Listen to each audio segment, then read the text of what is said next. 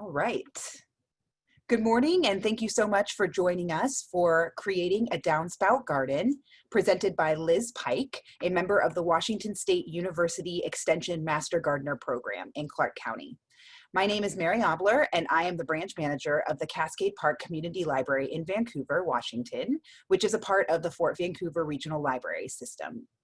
You can ask a question throughout the presentation through the Q&A feature or through the chat at any time, and I'll be monitoring it, and Liz will answer all of the questions at the end. So if you don't get an answer right away, it will be coming. And now to introduce Liz Pike, who is a farmer, artist, and master gardener. Liz grew up on a farm, and though it took her almost 50 years, with the help of her husband, Liz finally returned to her farming roots in 2010 by starting Shangri-La Farm. Today, Liz raises about 200 free-range laying hens, seasonal turkeys, and a small flock of meat sheep. She grows organic vegetables, berries, fruits, and flowers. In 2016, she began keeping honeybees for their pollination benefits. The farm also has a year-round country farm stand located at the entrance to her farm. Shangri-La Farm was selected to be part of the 2018, 2019, and 2020 Clark County Natural Garden Tour. Liz's professional career is as diversified as the plant life in her gardens. She worked for 30 years in the advertising and marketing field. During that time, she also owned and operated two small businesses, the Pike Art Gallery and Country Style Events, a triathlon and running event company. In 2012, Liz was elected to the Washington State House of Representatives and served 3 terms until she retired from politics at the end of 2018. She is a recent graduate of the Washington State University Extension Master Gardener Program in Clark County. I'm so excited to introduce Liz Pike. And Liz, I'll let you take it away. Okay, thank you, Mary.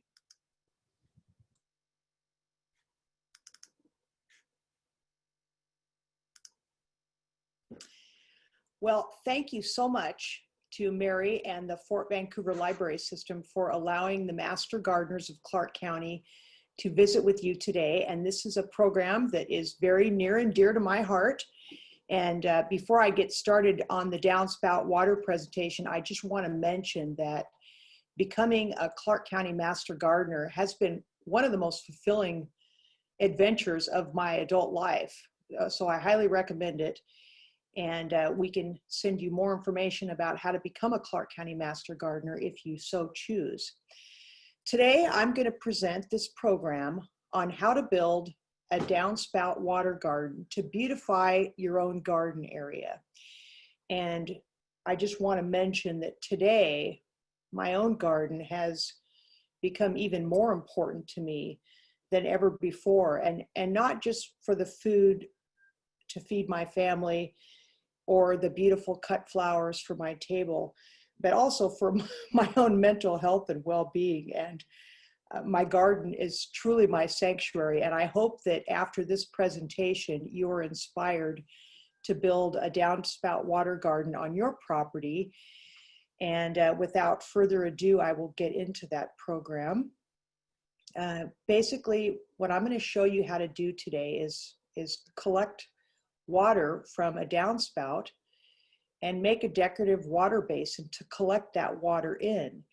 And the main reasons to do this is, of course, to prevent erosion and then put all that stormwater to use in your own backyard. So here's a little bit about what we're going to talk about. This project, Creating Your Own Water Garden, is basically designed to take the water from a single downspout area from either your home or some outbuilding that you have on your property. We're going to talk step-by-step instructions, and we're going to show you how to create a liquid oasis for all those living things in your yard that need water. And of course, we're going to eliminate erosion control associated with the gutter downspouts. And lastly, I'm going to show you a few of the water gardens at my farm in Fern Prairie, and I've built 9 of these actually. And here's more information about how we're going to cover this topic. I'm going to show you a rainfall region, and we're going to calculate your pond size so that it handles the water from the downspout. I'm going to show you good trenching practices and what you need to build it, including materials and tools and how to lay a liner and using decorative rocks. But mostly I want you to sit back and enjoy this presentation, and I will certainly answer all of your questions at the end. Oops, I went the wrong way. Sorry about that. So here's the benefits of a downspout water garden. You'll create the seasonal water source. You're going to renovate unsightly downspout areas and turn them into an attractive area of your yard that you're really proud of. And I'm going to show you how to get creative with the shape of your downspout. And you can see in this picture on the left, this is actually a little farm stand that's at the entrance to Shangri-La Farm. And I built this farm stand with a tin roof. And I knew that with this tin roof, I was going to create a whole lot of impervious surface. And I wanted to be able to manage the stormwater that came off that roof. So I built an elongated water garden in this photo. And you can see that the trench follows the drip line of the roof line. And then closest to the bottom of the picture where I've got my little white metal stork there, there's a pool that is much deeper than the rest of the trench, and the trench slopes down to the pool. And this pool towards the bottom of the picture is where the water collects. And I also have a little gravel path that accesses my farm stand from our driveway. And I didn't want the water coming off that tin roof to wash out that gravel path. So it was really important to me that I be able to collect that water. So this is basically a really rustic way to create your own stormwater retention pond around your property. Now let's talk about the steps to build your own water garden.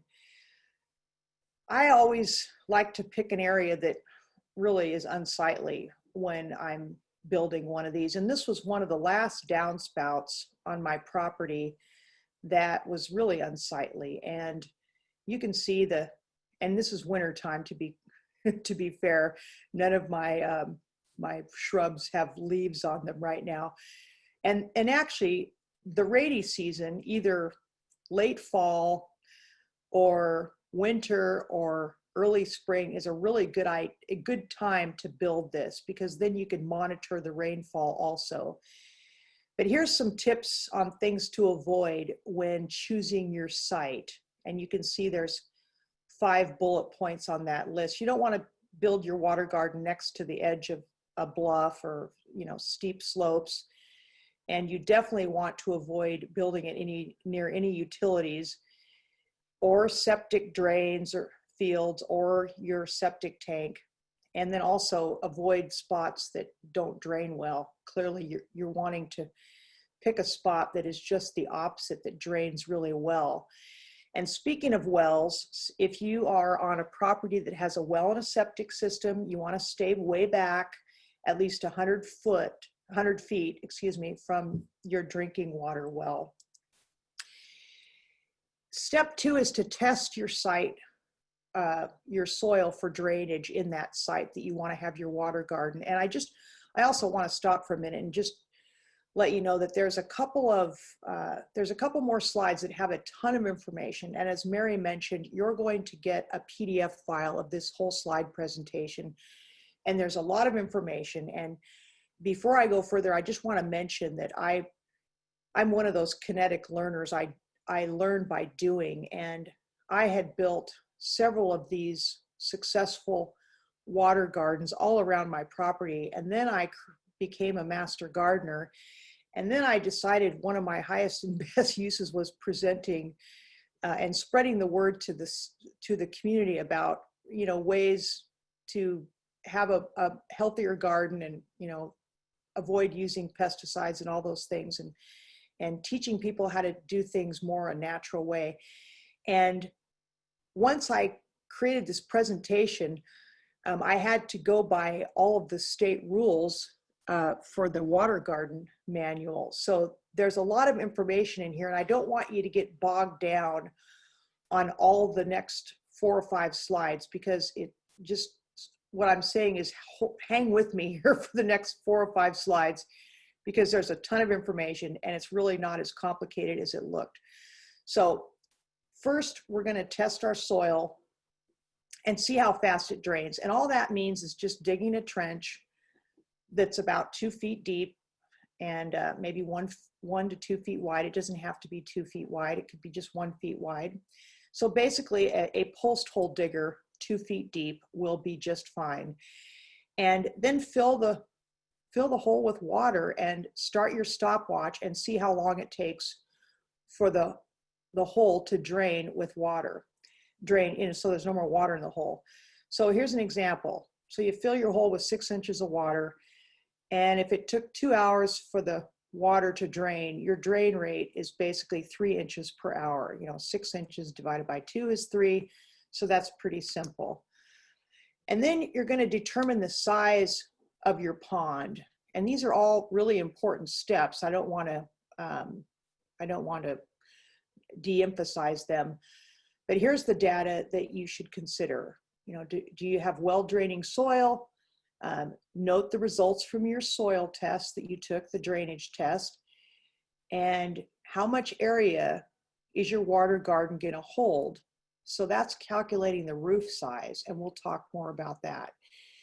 And then, of course, how much rainfall does your location receive? I mean, do you live in a really rainy part of Clark County or less rainy part? And I'm going to show you a rainfall chart for Clark County, and you'll be able to identify where you live and what your region is for rainfall. And then the last thing that determines our size of our water garden is how you want it to perform. How much water do you want the water garden to hold and maintain for a period of time? So now let's go to size calculation. So your roof size is length times width, area in square feet. So if my garage, if half my garage roof feeds into a single downspout and that half roof area is 10 feet by 20 feet, I've got 200 square feet. So that's pretty simple to calculate. And so in this particular scenario, that is exactly how big my garage is 10 by 20 that feeds a single downspout. So I need my water garden to be at least 200, you know, I need it to be able to handle 200 square feet of water coming off in a big gully washing rain. So then we have to choose our ponding depth, which is also part of our size calculation. And I recommend nothing less than 6 to 12 inches deep. And if you want, you know, you can choose more shallow or more deep depending on your aesthetics, but just don't go less than 6 to 12 inches on your pond so that you can collect that water temporarily. And then performance and good, better, best. You know, best is probably the best scenario because it's going to capture pretty much all of the water that's coming out of the downspout. So again, you're going to get these slides, so don't think you have to memorize all this stuff. So basically, we're going to calculate roof size, we're going to choose our ponding depth, and we're going to choose the performance that we want our pond to achieve. And here's the rainfall region map that I talked about earlier. And you can find your neighborhood. You can see Clark County there. And I'm down there between Camas and Washougal in Fern Prairie. And I imagine Region 4 closely aligns with my property. And you'll see most of Vancouver's Region 3. And except for the very northeast corner of Clark County, which is Region 6. And it's interesting, you know, that's a lot of Gifford-Pinchot National Forest. So, you know, there's probably more rain in that mountainous area. They get 90 inches of rain a year. That's a lot of rain. So I imagine you have found your zone in this legend your region. And now you know how many inches of rain you get. Now in Region 4, you can see on the legend, I get 50 to 70 inches of rain per year. And then this looks very intimidating. Try not to be overwhelmed by this massive rain garden sizing chart. And this came from the Western Washington Water Garden Manual. So it's pretty, it's chock full of information. But really the only thing you have to worry about is when you look at in the left column there, rainfall region, and I'm Region 4, which is the light green, that lime green color. So you can see all the way to the left, you have good, better, best. So if you want your water garden to be good and collect at least 80% of the water coming off that downspout, you would look to the right of that good in your region. And for me, it would be Region 4. And if you go to the right again, you see 6 to 12 inches. That's my ponding depth. And then the soil drain rates are those 5 columns on the right. And you can see that when I did my soil test, or I should say my drainage soil test, my water drained 3 inches per hour. So that very last column to the far right is what I would use as my sizing factor. And that's the percent numbers that are fairly important. So looking at this chart, you know, if you go all the way to the bottom, best, at the very lowest bottom left, Region 4, 6 to 12 inches of pond depth, and you go all the way to the right, because I know that my water drains 3 inches an hour, it's 17 or 18%. And we'll talk about that sizing factor percent next. So here's the math. So all those slides basically feed into this slide, and referencing performance, soil drainage rate, and your rainfall region, we figured out our optimum sizing factor, which is that percentage. So here's in the middle of your slide in bold print, it says total contributing area, that's 200 square feet, times the sizing factor, and I use 6% because good was good enough for me. And then that equals the top surface ponding area. So at Shangri-La Farm, that 200 square foot roof area times 6%, which was my sizing factor, equals 12 square feet. And this sounds complicated, but once you get into it, it's not that big of a deal. So a suitable pond size for me to be able to handle 200 square feet of roof area water feeding into a downspout would be 3 feet by 4 feet, because 3 by 4 equals 12 feet. So I know that that's the size that my water garden needs to be. And now we're going to get into more of the hands-on of building your water garden. And this is step 4, digging the hole. This sounds not very complicated, but there are a couple things you need to determine. You know, pick a shape for your water garden. A couple of walking paths that I knew I was going to build around this flower bed. And so I picked an oval shape for this, and I used a shovel to trench the main part of the trench.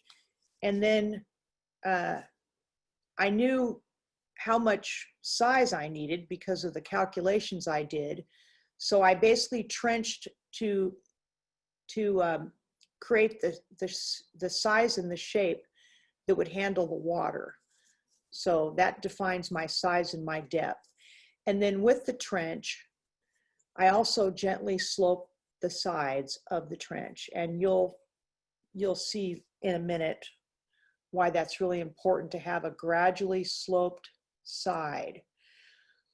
And then make sure that you dig the right size trench by measuring your hole once you've trenched it, and then you'll know if you need to make it a little bit bigger or a little bit deeper. So I just put a stick across the first stab at my trench, and I measured that it was about 9 inches deep, and I was shooting for 6 to 12. So to me, that was a pretty good middle ground. Sorry, no pun intended on ground. And then I measured the width and the length to make sure that I had 12 square feet, which is, 3 feet by 4 feet. So it needed to be at least 4 feet in length and at least 3 feet in width. And be careful where you dig. You've seen this on many signs on utility poles and near natural gas lines. And the same is in your yard.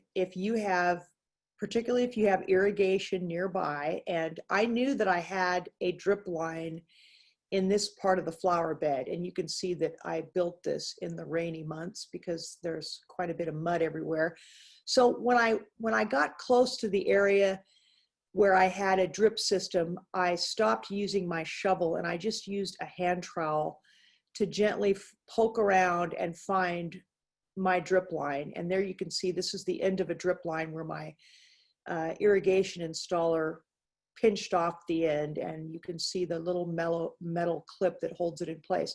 So I gently moved that away and just kind of bent it around to get it out of my work area, and moved it a little bit farther away from the water garden, since the water garden doesn't really need irrigation.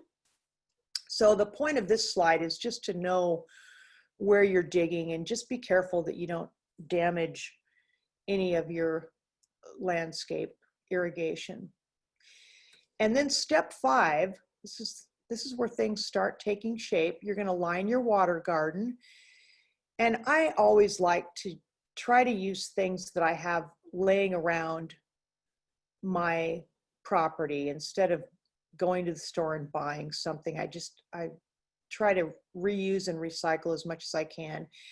And if you don't want to go buy a whole roll of black 3 mil plastic, a 33-gallon black garbage bag works really well to line your pond, your water garden. And I just cut the 2 sides and I lay it out flat. And you can see I've used probably 3 or 4 of them. They're overlapping, and that's just fine. And now we're ready to place our large rocks around the top perimeter of the water garden. And you can see here there's the bags are still in plain sight, and the large rocks around the pond are doing a couple of things. They're going to hold the plastic in place, so that when I add the rest of the rocks, the plastic bag will basically stay there. And then you can see that after I filled all those large rocks around the top perimeter, then I backfilled some bark dust to cover up the rest of the plastic. So because it kind of looks unsightly otherwise. And now I'm going to pierce the liner with just my garden scissors that was in my apron pocket. And I'm going to poke several holes in various quadrants of the liner.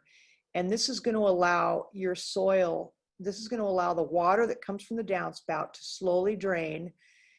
And the best thing to do is to get to this stage and wait the next day for it to rain. That's why I'll just repeat, it's a good idea to build these water gardens on a day that it's going to rain the next day, or and if you're like me, you don't mind working in the rain anyway. But after you've pierced the holes in your liner, wait a day, let it rain, and see how quickly the water drains from your black liner. And if you're a little nervous about maybe it's not draining as quickly, then just use your garden scissors and poke some more holes into your liner. And as you can see, you'll just know that you need to, if it's not draining as quickly, you need more holes. And now we'll go to the next slide. So after you've got your holes poked and you're pretty confident that this pond is not going to wash out, and it's going to hold all the water from a downspout. Now it's time to add more rocks to the water garden. And I like to put the smallest rocks on the bottom, and you can see all those rocks that are not gray or black rocks, the ones that are more tan and gold. Those are all rocks that I have just dug up on my farm, because here in Fern Prairie, we have lots of clay and lots of rocks in the ground from floods that happened many thousands of years ago. So I don't have a shortage of rocks on my property. So very rarely do I have to go buy landscape rock. Although I did buy some for this pond. You can see the ones that are the prettier grays and pewters. Those I bought from a landscape guy.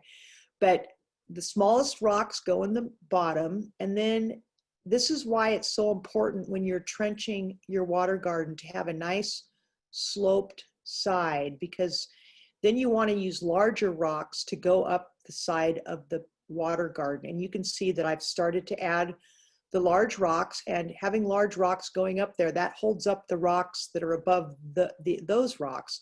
So it's kind of a puzzle. You put it all together, and you want to be able to place these rocks so that when it does rain, or whatever happens and the pond fills up with water slightly, that the rocks stay in place. And you don't want that unsightly black plastic revealing itself later on. So just be mindful when you're placing those rocks that they're going to support the rocks above them. And now you can see my water garden is basically done, and it's still winter time. This was probably the day I finished it. I took this picture and it rained, and you can see that the water came off the roof down the downspout and into the water garden just as I had planned. And it's not filling up, it's not going over the side and creating erosion in my yard and on my path there that flanks this water garden on two sides. And the other benefit too that is really kind of cool is it creates water in the area of this flower bed. So, the water table in that flower bed is going to get fed by this seasonal downspout. And so, the best things about this is I've created now a temporary water source for the squirrels and the birds and the beneficial pollinators that live in my yard. And then I've eliminated erosion. So you can watch it rain and watch your water garden fill up slightly, and be satisfied that you've captured a little rainwater for the benefit of the critters in your yard. And before I took this picture, I noticed that my downspout was really dirty. So I washed my downspout and polished it up. So, it needed to be done.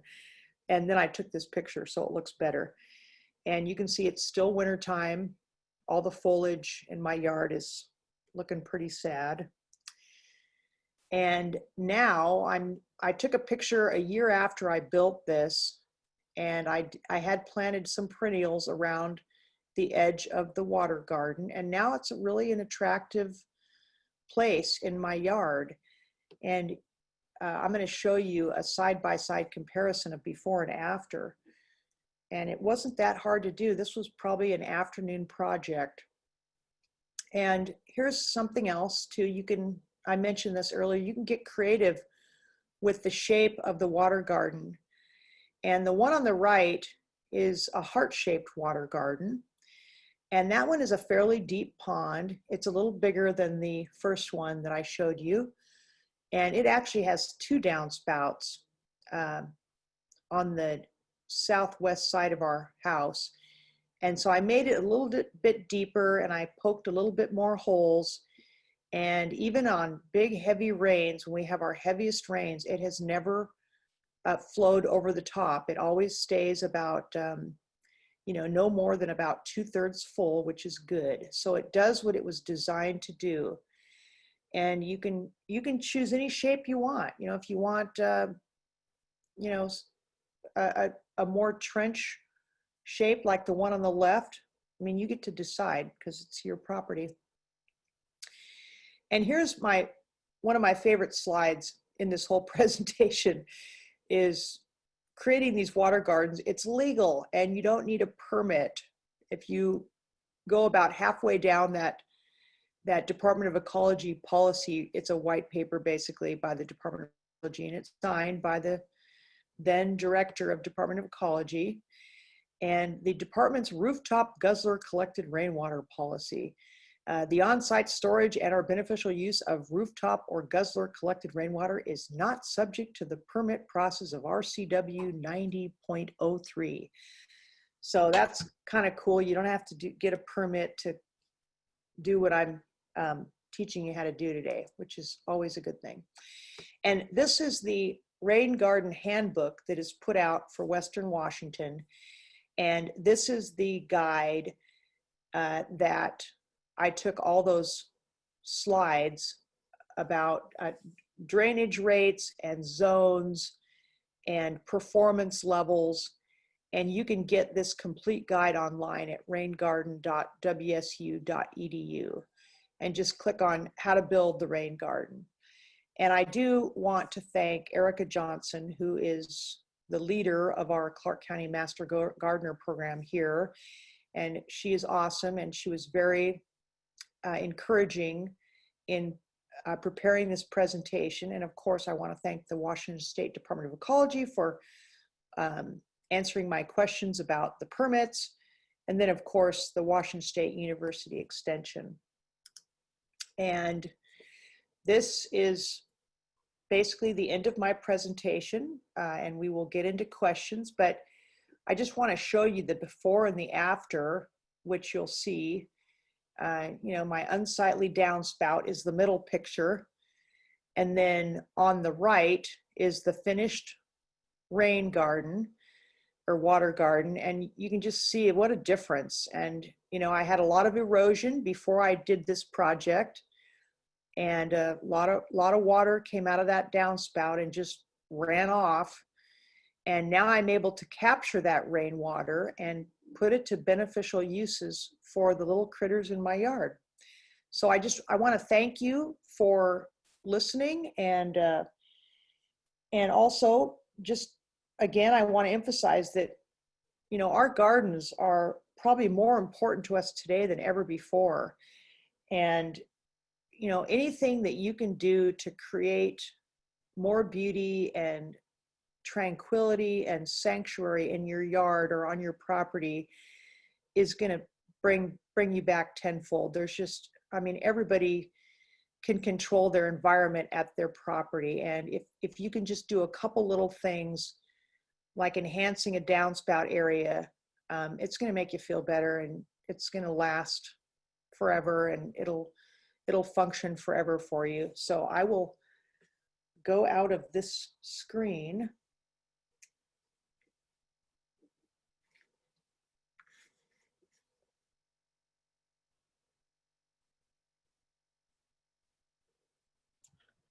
I'll go ahead. Oh, there you go. Okay, Perfect. figured it out. Sorry, I was awesome. No. slow on the uptake there. Excellent, Liz. That was wonderful. Such a great presentation. Thank you. Yeah, thank you so much for that. We did get a couple of questions. For those of you that maybe weren't here at the beginning, you can ask a question through the Q&A feature, which should be either at the bottom or the top of your screen. It'll say Q&A, and you can ask a question in there. You can also ask a question in the chat if you have any. We did receive a few, Liz. The first one was somebody asked, about calling 811 before digging, and was curious if that was something that we needed to do and if you recommended that. You know, if you do not know where your utilities are and you suspect there's a utility in the area, I would definitely call 811. Absolutely. And I know that in my own yard, I have a pretty good idea, because when we got our property, there were no gardens, there was no water lines, there was no nothing. I mean, I knew where our power came in because we actually brought, in fact, there was an overhead power line coming into our property for service, and we trenched and buried the power lines because we didn't want those unsightly power lines on our property. So we knew where our power line was coming into the property and our electric source and cable there, everything was in the same trench. So absolutely, if you don't know where utilities are, you should definitely call 811 to have a locate service come out before you start trenching water gardens. Good Great. question. Yeah, very good question. We got another question that said, do you recommend putting a water garden in the sun or in the shade? Oh, I think they could go anywhere. You know, if you, this is designed to collect water from a downspout, so you may have areas of your property that are in the sun and some that are in the shade. And, you know, the water's going to evaporate much quicker in a downspout that is in a sunny location, but the sun doesn't always shine in Southwest Washington, as we know. Today is a nice summer day, so we're going to have lots of sunshine. But typically, the most important thing is to calculate your roof size and how much pond area you need to collect that rainwater. And I want to overemphasize that, you know, before I learned all this ponding depth and roof size calculation, I was kind of a cowboy water garden builder, and I basically knew that I wanted to control erosion, and I wanted to you know, collect that water just for seasonal uses by the critters. So I just went about building them around my farm for the last 7 or 8 years. And then I wanted to do a presentation, and I learned, oh, I gotta present all this science stuff so people don't build too small of a water garden. So what I'm trying to say is your own good sense will guide you. And if you build it at least, you know, 12 or 18 inches deep, you're going to be fine with collecting that water. And just it's really a function of how many holes you poke in your black plastic to keep that water from eroding parts of your yard. Great. All right, one more question. How far away from a septic area should the water garden be at a minimum? Oh, I would say at least 100 feet. At least 100 feet. You want to stay well away from there because there's drain pipes and drain fields, and you don't want to interfere with that. You don't want water, probably an unnecessary amount of water feeding into that already saturated drain field. So at least 100 feet away. And also, you know, I have my downspouts are really close to my buildings. And one thing I didn't mention in the presentation that is probably worth mentioning is you want all that water to slope away from your foundations, because you don't want excess water going toward your house. You want it to go away from your house. So when you do your trenching around any of your buildings with foundations, make sure that you trench it so that it is moving away from those structures. Great. I'll probably add that the next time I give you something every time that you learn and do better. That's just great. Unless anybody else has any other questions, I'm not seeing any other questions in our chat or our Q&A. I'm going to go ahead and wrap this up for the recording. So thank you so much for joining us today. And we hope that you enjoyed this presentation. Thank you, Liz, for sharing your expertise with the patrons of the Fort Vancouver Regional Libraries. And I just wanted to mention to you, thank you. You have been such a help to me in providing this information, and I am just really glad to be involved with the Fort Vancouver Library System on these educational Master Gardener programs. And I know on behalf of the Master Gardeners, we really appreciate you and the work that the Fort Vancouver Regional Library is doing to help us educate the community about better practices in our gardens. Yes, well, we are happy to do it. So before everybody leaves, we do have a poll. So I'm just going to stop the recording now.